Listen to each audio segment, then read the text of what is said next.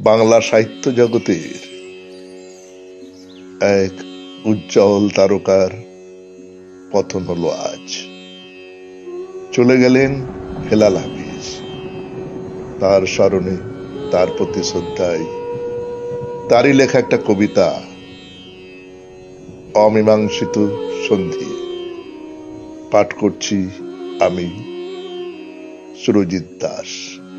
তোমাকে, শুধু তোমাকে চাই, পাবো পাই বা না পাই, এক জীবনে তোমার কাছেই যাব। ইচ্ছে হলে দেখতে দিও, দেখো, হাত বাড়িয়ে হাত চেয়েছি, রাখতে দিও, রেখো। অপূর্ণতায়, নষ্টে কষ্টে গেল এতটা কাল, আজকে যদি মাতাল জোয়ার এলো, এসো, দুজন প্লাবিত হই প্রেমে, নিরাভরণ সখ্য হয়ে যুগল স্নানে নেমে